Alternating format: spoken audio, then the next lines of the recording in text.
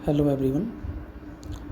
इस वीडियो में हम BA6 सेम के play the merchant of Venice के पहले एक्ट के सीन सेकंड को ट्रांसलेट करने की कोशिश करेंगे। उससे पहले हम इसकी समरी जान लें।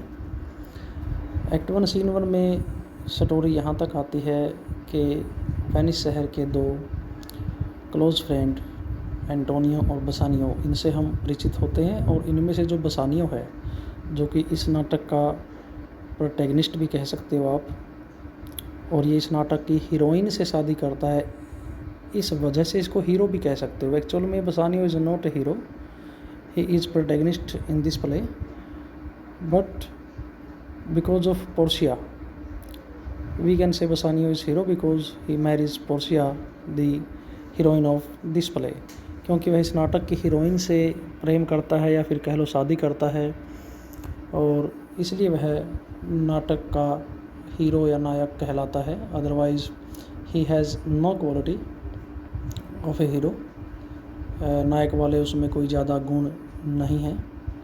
तो ये दोनों आदमी हम देखते हैं पहले सीन में, और दोनों जो क्लोज फ्रेंड है, ये बसानियो अपने मित्र एंटोनियो से कहता है, मुझे पैसों की ज़रूरत है, मैं बेलमोंट शहर जाना चाहता हूँ, और वहाँ जो एक लड़की है पोर्शिया जिसका नाम है, बहुत खूबसूरत है, जवान है, और उसके पिताजी की डेथ हो गई है, और वह सारी प्रॉपर्टी की अकेली मालकिन है।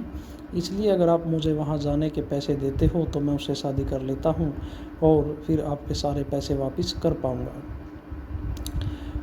तो अब उससे आगे का प्लान ये होता है, नाटक का प्लॉट यहाँ आता है कि वहाँ वेनिस शहर से सीन फिनिश होने के बाद, जो एक्ट 1 सीन 1 था, वहाँ से सीन फिनिश होने के बाद डायरेक्ट सीन की ओपनिंग होती है बेलमोंट शहर में, क्योंकि उसमें लास्ट में जो जिक्र हुआ था वो पोर्शिया का हुआ था, इसलिए अब डायरेक्ट पोर्शिया के दर्शन करवाए जाते हैं शेक्सपियर के द्वारा। पोर्शिया के महल का सीन होता है। पोर्शिया की एक नौकरानी है नेरिसा, जिससे इस सीन में हम दोनों से परिचित होंगे। दो इम्पोर्टेंट कैरेक्टर हैं इसमें, पोर्शिया और नेरिसा। पोर्शिया वही लड़की है जिसका जिक्र एक्ट 1 सीन 1 में बसानियो ने किया अपने क्लोज फ्रेंड एंटोनियो के सामने, जिससे वह शादी करना चाहता है। खूबसूरत है, जवान है, अकेली मालकिन है पूरी की पूरी प्रॉपर्टी की। इसकी नौकरानी है नेरिसा। इन दोनों के बीच जो कन्वर्सेशन है, डायलॉग्स डिलीवरी है, वो इस एक्ट 1 सीन सेकंड में रहेगी। पोर्शिया कहती है कि कसम से नेरिसा, मैं तो इस दुनियादारी से या इसके रीति रिवाजों से या इसकी जिम्मेदारियों से, इसकी बाउंडेशन और लिमिटेशन से ऊब गई हूँ, परेशान हो गई हूँ कि my little body is aweary of this great world. इसका मीनिंग यही है कि मेरा छोटा सा शरीर और ये इतने महान दुनिया, यानी कि ये निर्दयी दुनिया और ये नन्ही सी जान, इसका मीनिंग ये भी आप कह सकते हो। वो नेरिसा से जब ये कहती है कि ये दुनियादारी की जिम्मेदारियाँ मुझे परेशान कर रही हैं, मैं इनसे थक गई हूँ, परेशान हूँ, नेरिसा कहती है कि हाँ, ये होना स्वाभाविक है। देखो, जीवन में संतुलन बने रहना चाहिए, सुख का भी और दुख का भी। जो लोग बहुत ज़्यादा अमीर हैं वो भी उतने ही परेशान हैं जितने कि वो लोग जिनके पास कुछ भी नहीं। यानी कि बहुत ज़्यादा अमीर होना भी परेशानी है और हद से ज़्यादा गरीब होना भी परेशानी है। ये इस सीन के सेकंड डायलॉग में नेरिसा कहती है कि वो लोग भी उतने ही परेशान हैं जिनके पास बहुत ज़्यादा है, जितने कि वो लोग परेशान हैं जिनके पास कुछ भी नहीं है। अमीर लोगों में बुढ़ापा ज़्यादा आता है, वो जल्दी मर जाते हैं, चिंताएं ज़्यादा होती है। इसलिए उतने ही आप पैसे कमाइए, उतने ही चिंता कीजिए पैसों की जितने कि आपके जीवन में ज़रूरतें हों, यानी कि ख्वाहिशें नहीं, ज़रूरतें पूरी करो, संतुलन बनाकर रहना चाहिए। ये सुझाव है नेरिसा का। इस सुझाव के बाद पोर्शिया कहती है कि हाँ, आपने बहुत अच्छा डायलॉग बोला है, बहुत अच्छी बातें बोली हैं और बहुत अच्छे तरीके से बोली हैं, लेकिन नेरिसा कि अगर बातें कहना, अच्छी बातें कहना, अच्छी बातें सोचना, अच्छे सुझाव देना अगर इतना आसान होता जितना कि उन अच्छी बातों को फॉलो करना, कहने का मतलब कथनी और करने में अंतर होता है।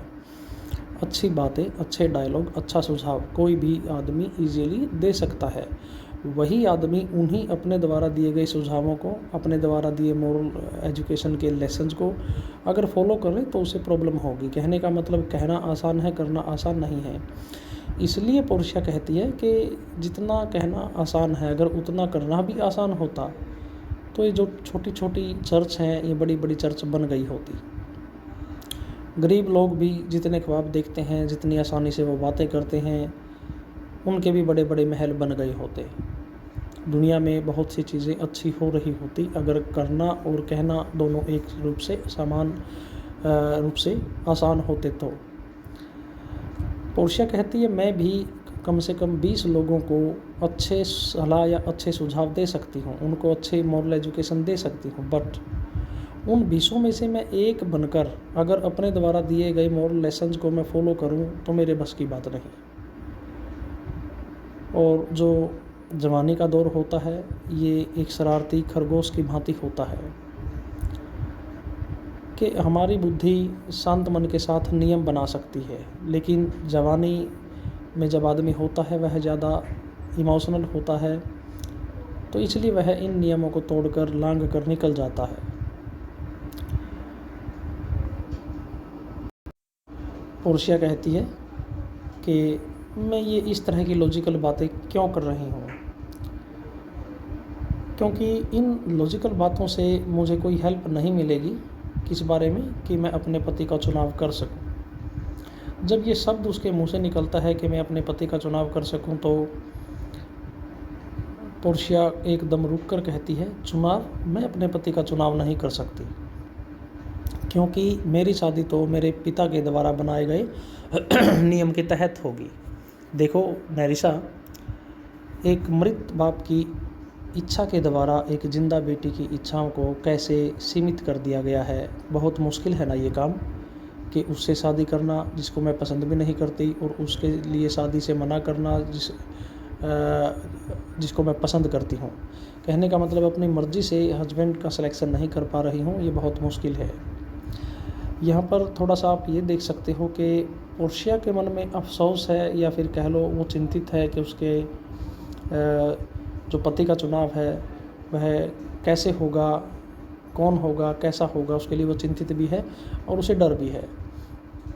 ये बात सुनकर नैरिसा कहती है देखो, आपके पिताजी ने जो भी लॉटरी का सिस्टम बनाया है वो सोच समझकर बनाया है। जो विद्वान आदमी होते हैं, अच्छे आदमी होते हैं, आध्यात्मिक आदमी होते हैं, जब वो अपने डेथ बेड पर होते हैं, अंतिम समय चल रहा होता है, तो वो जाने से पहले कोई ना कोई अच्छा प्लान या अच्छा सुझाव, अच्छी हिदायतें, अच्छे पाठ अपने आने वाली संतान के लिए देकर जाया करते हैं। और आपके पिताजी ने जो लॉटरी का सिस्टम बनाया है पोर्शिया मैडम, ये इतना अच्छा है, अगर कोई इसके माध्यम से आपका चुनाव करता है तो समझ लो वो आपसे दिल से प्यार करता है। जो सिर्फ आपके पैसों से प्यार करता है तो वो इस लॉटरी को जीत नहीं पाएगा। वो इस जो एक पहेली बुझाई है इस सिस्टम में, वो इसका जवाब नहीं दे पाएगा। और जो आपके पिताजी के द्वारा बनाए गए सिस्टम को समझ लेगा, उस पहेली का जवाब सर्च कर लेगा, तो वो 100% एक अच्छा इंसान होगा और वो आपको दिल से प्यार करेगा। वो कहती है नैरिसा कि अब तक जो ये आए हैं यहाँ पर आपसे शादी करने के इच्छुक लोग, इनके बारे में आपका क्या ख्याल है। पोर्शिया कहती है चलो आप उनमें से एक एक करके नाम बोलो, मैं उनके नाम के साथ उनके ऊपर मैं टिप्पणी करूँगी, कमेंट करूँगी, और जैसी मेरी कमेंट होगी वैसा ही समझ लेना उनके प्रति मेरे मन में प्यार होगा या लगाव होगा, या वो मेरी पसंद नापसंद के पात्र होंगे। कहने का मतलब नैरिसा नाम बोलेगी और नैरिसा के नाम बोलने के बाद पोर्शिया उस कैरेक्टर्स के ऊपर कमेंट करेगी। उस कमेंट से अंदाज़ा लगा सकते हैं कि पोर्शिया के मन में उस कैरेक्टर्स या उस शूटर जो आया है वहाँ शादी का प्रस्ताव लेकर या कोशिश करने के लिए, अपनी किस्मत को आजमाने के लिए, कि उसके प्रति पोर्शिया के मन में कैसे हाव भाव या विचार या प्रेम या लगाव होगा। सबसे पहले नैरिसा जो नाम लेती है वो कहती है कि एक नेपल्स जगह का नाम है कि नेपल्स के राजकुमार आए हैं।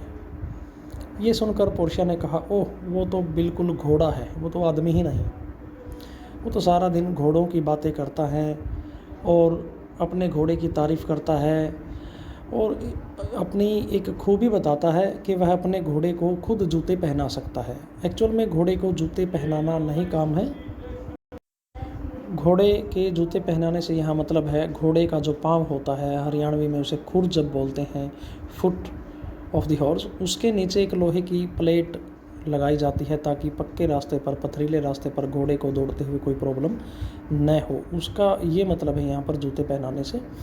पोर्शिया ने कहा वह सिर्फ घोड़े की बात करता है और ये कहता है वह घोड़े के पाँव के नीचे खुद वो लोहे की प्लेट लगा सकता है।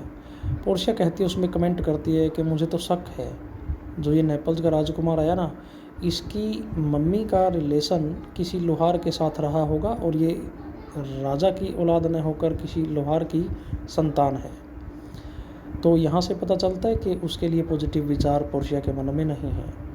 नेरिसा ने कहा चलो ठीक है। वो नेक्स्ट नाम प्रोनाउंस करती है नेरिसा पोर्शिया के लिए कि जो नेपल्स के राजकुमार हैं उसके बाद कि काउंटी पैलेंटाइन से एक लड़का आया है।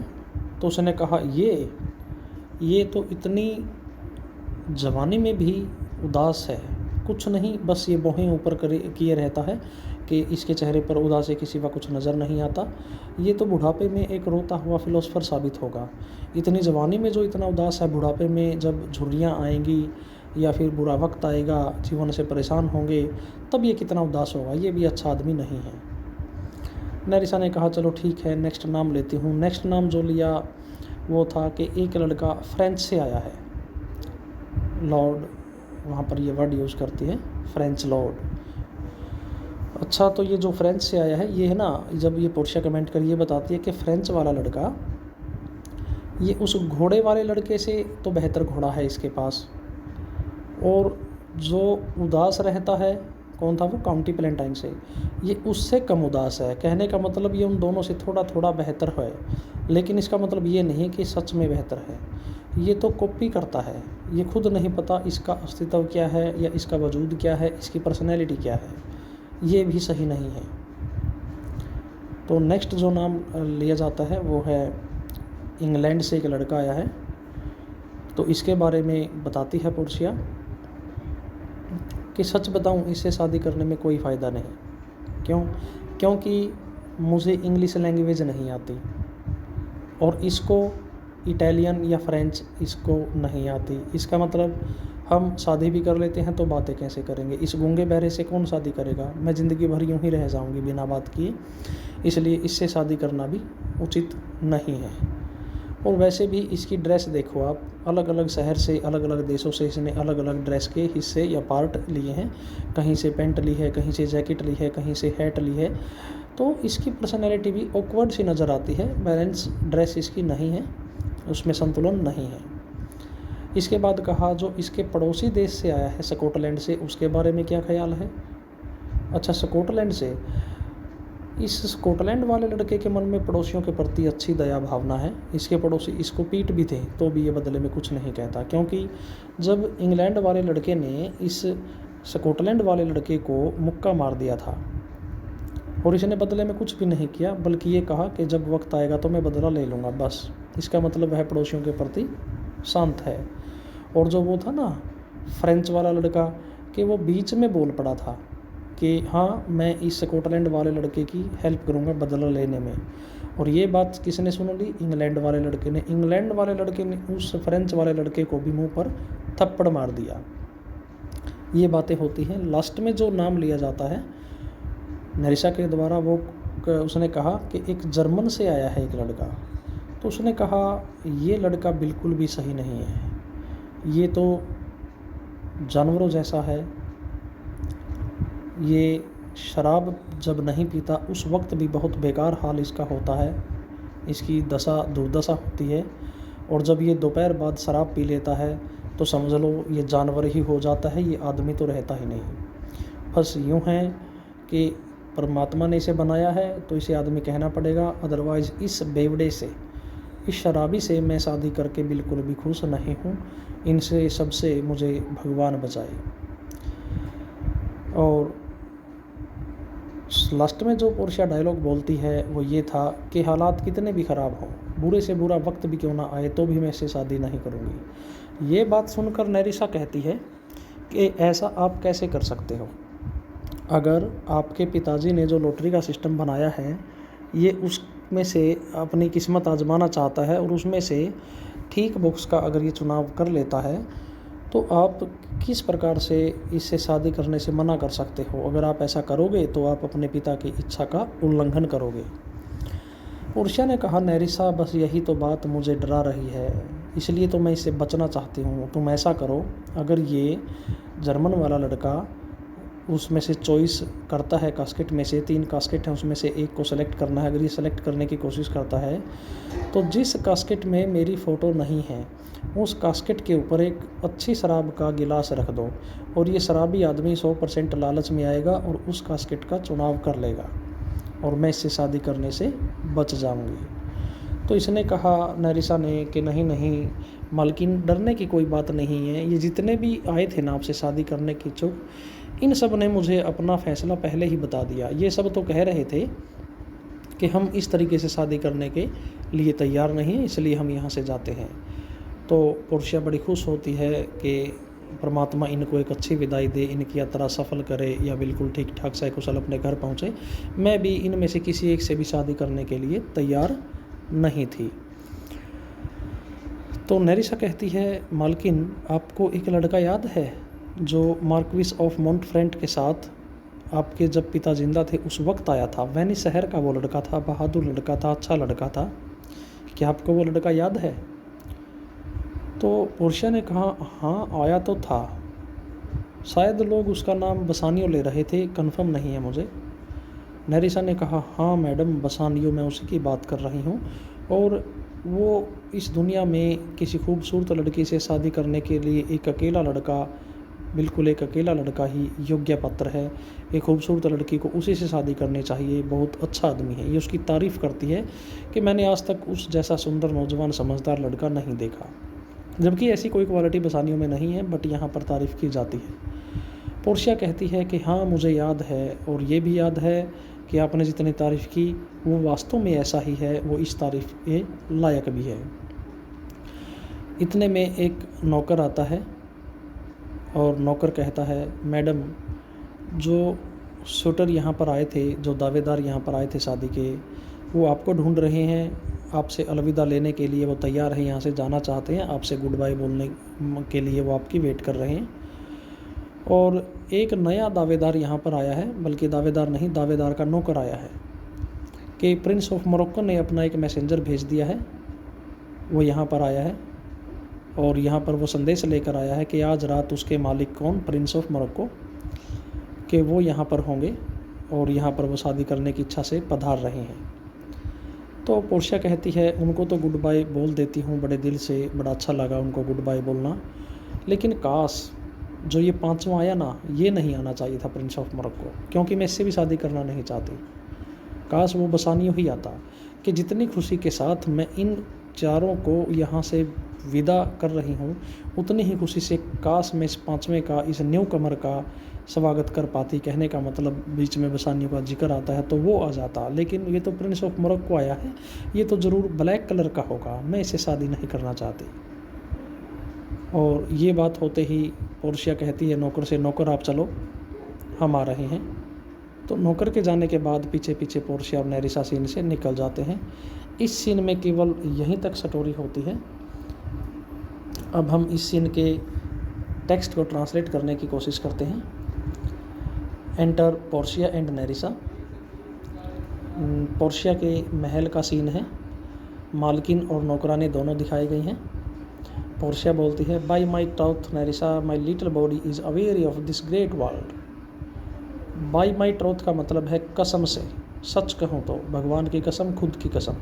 Bye my troth, by my troth Nerissa, my little body is aware of this great world. कसम से नेरिसा, मेरी ये नन्ही सी जान इस दुनियादारी से परेशान हो चुकी है। अवेयरी, टायर्डनेस, थक जाना, परेशान हो जाना, उब जाना। माई लिटिल बॉडी इज़ अवेयरी, मेरा शरीर थक गया है, परेशान हो गया है। ऑफ दिस ग्रेट वर्ल्ड, इस भारी जिम्मेदारियों से, इस दुनिया की जिम्मेदारियों से। By my troth Nerissa, my little body is aware of this great world. कसम से नेरिसा, मैं इस दुनियादारी से परेशान हो गई हूँ। ये वुड भी, आपको तो होना ही था स्वीट मैडम, अच्छी मालकिन। If your miseries were in the same abundance, अगर आपके जीवन में दुख उतनी ही मात्रा में है, if your miseries were in the same abundance, in the same abundance का मतलब है ठीक उतनी ही क्वांटिटी में है, उतनी ही मात्रा में है। As your good fortunes are, जितने कि आपके जीवन में सुख हैं, अगर आपके जीवन में दुख भी उतने ही हैं, परेशान तो होना ही था, इतने ही जीवन में दुख भी आते हैं, सुख भी आते हैं, तो ये उतार चढ़ाव तो चलता ही रहता है। And yet for aught I see, and yet लेकिन फिर भी, for aught I see, aught के कई मीनिंग है, ऑट मीन एनीथिंग भी होता है। आई सी का मतलब जहाँ तक मैं समझी हूँ, कि जहाँ तक मैं इस दुनियादारी को समझी हूँ या जो कुछ मैंने सीखा है। And yet for aught I सी, जो कुछ मैंने सीखा है, देखा है, समझा है, उसके आधार पर। दे आर एज सिक, दे का मतलब वो लोग, आर एज सिक वो उतने ही परेशान हैं, सिक का मतलब यहाँ पर परेशान। दे आर एज सिक, वो लोग उतने परेशान हैं, एज दे जितने वो लोग परेशान हैं। कौन से? दैट स्टार्व विद नथिंग, जो बिल्कुल हद से ज़्यादा गरीब हैं, भूखे मर रहे हैं, जिनके पास खाने के लिए भी सामान नहीं है। और वो लोग जो पहले वाले हैं, दैट सफिट विद टू मच, जिनके पास बहुत ज़्यादा धन है। यहाँ पर दो लोगों के प्रकार हैं, एक तो वो दैट, कौन से लोग? That surfeit with too much, जिनके पास धन ज़रूरत से ज़्यादा है, अनंत उनके पास पैसा है, बहुत ज़्यादा अमीर है, that surfeit with too much. और दूसरे लोग दैट स्टार्व विद नथिंग, जिनके पास कुछ भी नहीं है, भूख से भी व्याकुल है। ये दोनों लोग, they are as sick as they, वो लोग उतने ही परेशान हैं, जिनके पास बहुत ज़्यादा धन है, वो लोग उतने ही परेशान हैं जितने कि जिनके पास कुछ भी नहीं, वो उतने परेशान हैं। They are as sick that surfeit with too much, जिन लोगों के पास बहुत ज़्यादा धन है, that surfeit with too much, जिन लोगों के पास बहुत ज़्यादा धन है, दे आर एज सिक, वो लोग उतने ही परेशान हैं, एज जितने कि दे वो लोग हैं, दैट स्टार्व विद नथिंग, जिनके पास कुछ भी नहीं है। It is no mean happiness, ये कोई कम खुशी की बात नहीं है। It is no mean happiness, ये कोई कम खुशी की बात नहीं है। देयरफॉर, इसलिए, it is no mean happiness to be seated, to be seated का मतलब स्थिर होना। It is no mean happiness to be seated in the mean, mean का मतलब मध्य में। इसलिए यह कोई कम खुशी की बात नहीं है कि हम बीच में स्थित रहें, यानी कि हमारे पास उतने ही पैसे हों जितने कि हमारे खर्चे हों, हमारा संतुलन बना रहे, यह कोई कम खुशी की बात नहीं है। Superfluity comes sooner by white hairs, superfluity धन की अधिकता होना, comes sooner by white hair, कि बहुत ज़्यादा धन बहुत ज़्यादा चिंता करके कमाया जाता है, और जितनी ज़्यादा चिंता की जाए आदमी उतना ही जल्दी बूढ़ा हो जाता है। Superfluity comes sooner by white hair, इसका ये भी मीनिंग है। दूसरा मीनिंग ये भी है, comes sooner by white hair, superfluity अधिकता के कारण बुढ़ापा, धन की अधिकता के कारण बुढ़ापा जल्दी आता है। ये दोनों आप मीनिंग समझ सकते हो। Superfluity comes sooner by white hairs, जो लोग ज़्यादा चिंता करते हैं पैसे कमाने की, वो जल्दी बूढ़े हो जाते हैं। बट कॉम्पिटेंसी लिव्स लॉन्गर, लेकिन जिनके पास संतुलन होता है पैसे का या फिर सुख और दुख का, वो लोग एक लंबा जीवन जीते हैं। कॉम्पिटेंसी का यहाँ पर मतलब है संतुलित होना, कि जिनके पास वो संघर्ष करते रहते हैं ज़रूरतों को पूरा करने के लिए, और उनकी ज़रूरतें पूरी हो जाती हैं, तो संतुलन बना रहता है। पोर्शिया ये बात सुनने के बाद, गुड सेंटेंसेस, अच्छी बातें, एंड वेल प्रोनाउंस्ड, और बहुत अच्छे तरीके से बोली गई। नेरिसा, they would be better if well followed, हाँ मैडम, ये बातें तब अच्छी लगती हैं जब इनका अनुकरण किया जाए, इनको जीवन में उपयोग में लाया जाए, इनको फॉलो किया जाए। दे वुड बी बेटर, ये और बेहतरीन होगी, इफ़ वेल फॉलोड, अगर इनको फॉलो किया जाए। Portia, if to do, to do का मतलब करना, यदि किसी कार्य को करना, वर एज ईजी, अगर इतना आसान होता, कितना, जितना कि, as to know what were good to do, जितना आसान ये है कि हमें क्या करना चाहिए, किस कार्य को करने में अच्छाई है या किस कार्य को करना अच्छा लगता है, ये जानना बहुत आसान है। कि किसी कार्य को करना उसको जान लेने के बराबर आसान हो। If to do were as easy as to know what were good to do, what were good to do, जिस कार्य को करना अच्छा लगता हो ये जानना, टू नो जानना, what were good to do कौन सा कार्य ठीक रहेगा करने के लिए, ये जानना बहुत आसान है। इफ़ टू डू, अगर उस कार्य को करना वर एज ईजी, अगर इतना ही आसान होता तो क्या होता। चैपल्स हैड बीन चर्चेज, जो छोटी छोटी चर्च हैं वो बड़ी बड़ी चर्च बन गई होती। पूर मैंस कॉटेजेस प्रिंसेस पैलेसेस, गरीब आदमियों की झोंपड़ियाँ बड़े बड़े महल बन गई होती। कहने का मतलब या तो जो बहुत अमीर आदमी है वो डोनेट ज़्यादा कर देते, दान करना अच्छी बात है लेकिन कोई करता नहीं इतना, या फिर जो गरीब आदमी अपने ख्वाब देखते हैं हम ये करना चाहिए, हमें वो करना चाहिए, ये अगर इन बातों को फॉलो कर ले ये भी बहुत अमीर आदमी बन सकते थे। पूर मैंस कॉटेजेस प्रिंसेस पैलेसेस, तो गरीब आदमियों के झोंपड़े भी महल बन गए होते। It is a good divine, वह एक अच्छा पादरी होगा। यहाँ पर गुड का मतलब अच्छा, डिवाइन का मतलब आध्यात्मिक आदमी, you can say priest. It is a good divine, वह एक अच्छा पादरी होगा। दैट कौन, जो फॉलोज हिज आउन इंस्ट्रक्शंस, जो अपने द्वारा दिए गए निर्देशों को स्वयं फॉलो भी करता हो। देखिए जैसे कि आप कॉलेज में स्टडी करते हो, जितने आपके टीचर स्कूल में रहे या आप कॉलेज में हैं या इन फ्यूचर रहेंगे या पास्ट में रहे, इन्होंने आपको सबको, इन सभी टीचर्स ने आपको अच्छी बातें बताई होगी और सत्य की बातें बताई होगी, धर्म की बातें बताई होंगी, अध्यात्म की बातें बताई होंगी, मॉरल एजुकेशन पर स्पीच दी होंगी। लेकिन जितनी बातें वो क्लास में इतनी अच्छे तरीके से बताते हैं तो वो 100% अपने जीवन में उन सब बातों को फॉलो नहीं करते। कहने का मतलब कथनी और करने में हर आदमी में डिफरेंस आता है। तो इसलिए इसने कहा कि वह एक अच्छा पादरी होगा। दैट फॉलोज हिज आउन इंस्ट्रक्शन, वह अपने द्वारा जो उपदेश देता है धर्म के नाम पर, अध्यात्म के नाम पर, परमात्मा के नाम पर, अल्लाह के नाम पर, ईसा मसीह के नाम पर, वो जितनी अच्छी बातें धार्मिक, आध्यात्मिक या सामाजिक या नैतिक बातें वो करता है, वो अपने स्वयं के जीवन में इन सब बातों का अनुकरण नहीं करता। अगर ऐसा कोई पादरी करता है तो वह ज़रूर एक अच्छा पादरी होगा। It is a good divine that follows his own instructions. I can easier teach 20, मैं बिल्कुल आसानी से 20 लोगों को सिखा सकती हूँ। What were good to be done, कि उनके लिए जीवन में क्या करना बेहतर होगा, ये बड़ी आसानी से कर सकती है। Then be one of the 20 to follow mine own teaching, ये मेरे लिए मुश्किल होगा कि मैं उन 20 में से एक बनकर अपने द्वारा दिए गए पाठ को फॉलो करूं, अपने द्वारा दिए गए भाषण को समझूं और उसे फॉलो करूं। इससे आसान मेरे लिए होगा कि मैं खुद फॉलो न करके 20 लोगों को सिखा सकूं। बी वन ऑफ द 20, उन 20 में से एक बनकर, टू फॉलो अनुकरण करना, माइन मेरी, आउन अपनी, टीचिंग शिक्षाओं को, कि मैंने जो 20 लोगों को शिक्षाएं दी हैं उन शिक्षाओं को मैं खुद उन 20 में से एक होकर, उनमें शामिल होकर उनको फॉलो करूं। ये मेरे लिए कठिन है। इससे आसान तो मेरे लिए ये है कि मैं उन 20 को सिखा दूं।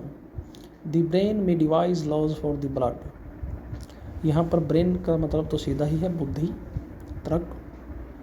ब्लड का जो मतलब है यहाँ पर, ब्लड का मतलब खून नहीं बल्कि जवानी के जोश में जो इमोशंस होती हैं, यानी कि हमारे संवेग, जो भावनाएं होती हैं या जो दिल में हमारे भावना होती है, ये भी कह सकते हो। द ब्रेन में devise laws for the blood, कि बुद्धि मन के लिए नियम बना सकती है, मन को काबू करने के लिए नियम बना सकती है। बट ए हॉट टेम्पर, लेकिन जब भावनाएं आउट ऑफ कंट्रोल होती हैं, ए हॉट टेम्पर एक उग्र भावना, उत्तेजित भावना, अनियंत्रित भावना। द ब्रेन में devise laws for the blood, बुद्धि अपने मन के लिए, मन को नियंत्रण करने के लिए नियम बना सकती है। डिवाइज निर्माण करना, लॉज नियम। द ब्रेन में devise laws for the blood, बुद्धि मन को शांत करने के लिए, नियंत्रण करने के लिए नियम बना सकती है। But a hot temper leaps over a cold degree, लेकिन जब कोई उग्र भावना होती है, हम ज़्यादा भावुक होते हैं, उत्तेजित होते हैं, तो वो भावना लीप्स ओवर, कूद कर आगे निकल जाती है। किसके ऊपर से, over a cold degree. Cold degree का मतलब है भावना से रहित होकर बुद्धि ने जो नियम बनाया था वह नियम। कोल्ड का मतलब भावना रहित है यहाँ पर, डिग्री का मतलब जो निर्णय लिया था, नियम बनाया था। जो भावना रहित होकर, तर्क शक्ति पर आधारित होकर जो नियम बनाया था, उस नियम के ऊपर से, उस सीमा के जो बाउंड्री बनाई थी, उस सीमा को लांघ कर हमारी भावनाएं निकल जाती हैं। कहने का मतलब हम नियम को तोड़ देते हैं। सच here is madness the youth to skip over the message of good counsel is the cripple। जवानी में आदमी एक शरारती खरगोश की तरह होता है, जो चंचल होता है, उछल कूद में विश्वास करता है, शारीरिक जोश या भावनात्मक जोश ज़्यादा रखता है। Such a hare is madness the youth, जवानी में पागलपन या भावनाएं अनियंत्रित होती हैं। To skip over the message of good counsel. Message of good counsel का मतलब अच्छी सलाहों का जाल, कहने का मतलब नियमों का जाल, नियमों ने जो सीमाओं में हमें बांध रखा है उनका जाल, यानी कि बाउंड्रीज। स्किप ओवर, उसके ऊपर से कूदना। कैसा होता है जवानी में आदमी? To skip over the message of good counsel the cripple. The cripple का मतलब है उसे लंगड़ा साबित कर देता है, उसे बौना साबित कर देता है। क्रिपल का मतलब लंगड़ा होता है, अपाहिज। कि जवानी में आदमी इतना मस्त या इतना जोशीला होता है, वह जो नियमों का जाल होता है ना, किसी आदमी के मन को नियंत्रित करने के लिए, उसके जीवन को सुधारने संवारने के लिए नियम बनाए गए हैं, लेकिन जवानी में आदमी इन नियमों को लंगड़ा साबित करके बौना साबित करके, इनको छोटा साबित करके, इनके ऊपर से इनको लांग कर, सीमाओं को लांग कर निकल जाता है। Such a hare is madness the youth to skip over the message of good counsel. Good counsel का मतलब यहाँ पर नियम है, मैसेज का मतलब है जाल। द क्रिपल, उसको बौना साबित करते हैं, उसको लंगड़ा साबित करते हैं, उसको अपाहिज साबित करते हैं। यानी कि जवाने में आदमी इन अच्छी सलाहों के या सामाजिक दायरे या नैतिक दायरे, जो दायरे हैं, सीमाएं हैं, इनका जो जाल होता है हमारे ऊपर, सीमाएं होती हैं, इन सीमाओं को लांग कर आगे निकल जाता है और इनको छोटा साबित, बौना साबित या अयोग्य साबित कर देता है। But this reasoning is not in the fashion to choose me husband. Portia कहती है, लेकिन मैं ये तर्कशील बातें क्यों कर रही हूँ? ये तर्कशील बातें मेरी कोई हेल्प नहीं करने वाली। दिस रीजनिंग, ये तर्कशील बातें, is not in the fashion, के उपयोग में नहीं है। टू चूज मी हस्बैंड, मुझे एक पति का चुनाव करना है, उसमें ये चीज़ें उपयोगी नहीं हैं, हेल्पफुल नहीं है, इसलिए मैं ये बातें क्यों कर रही हूँ। ओह मी, ओह मैंने भी क्या कह दिया। द वर्ड चूज, ये चुनने का जो शब्द है ये कैसे आया मन में? मैं तो चुनाव नहीं कर सकती। आई में नीदर चूज, मैं चुन नहीं सकती। हूँ, उसे। आई वुड, जिसे मैं चाहती हूँ। आई में नीदर चूज, न तो मैं चुन सकती हूँ। हूँ आई वुड, जिसे मैं चुनना चाहती हूँ। नोर, और नहीं। रिफ्यूज़, मना कर सकती हूँ। हूँ आई डिसलाइक, जिसे मैं पसंद नहीं करती। यानी कि मैं अपनी मर्जी से पति बना नहीं सकती, किसी को पति बनने से रोक नहीं सकती।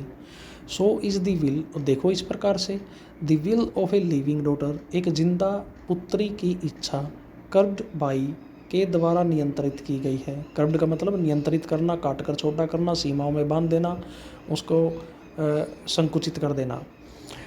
So is the will of a living daughter, एक जिंदा पुत्री की इच्छा, इज, यहाँ पर जो इज आए ना, सो इज यहाँ पर आएगा। Will of a living daughter is curved by, उसको नियंत्रित किया गया है, सीमाओं में बांध दिया गया है, बाई के द्वारा। द विल, इच्छा, किसकी? ऑफ ए डेड फादर, एक मृत पिता की इच्छा के द्वारा जीवित पुत्री की इच्छाओं को सीमित कर दिया गया है। इज इट नॉट हार्ड, यह क्या कठिन नहीं है Nerissa? Is it not hard Nerissa that कि I can't choose one nor refuse one, कि मैं किसी को पति अपनी मर्जी से बना भी नहीं सकती, अगर कोई मेरा पति बनता है मैं अपनी मर्जी से उसको मना भी नहीं कर सकती। कहने का मतलब यहाँ पोर्शिया को दर्द भी है इस बात का, अफसोस भी है, या फिर वो अपने आप को सीमित भी पाती है, मजबूरी भी यहाँ पर पोर्शिया के मन में जो है वो भी इस डायलॉग में नज़र आती है। इस वीडियो में यहीं तक, आगे का टेक्स्ट नेक्स्ट वीडियो में किया जाएगा। Thank you everyone.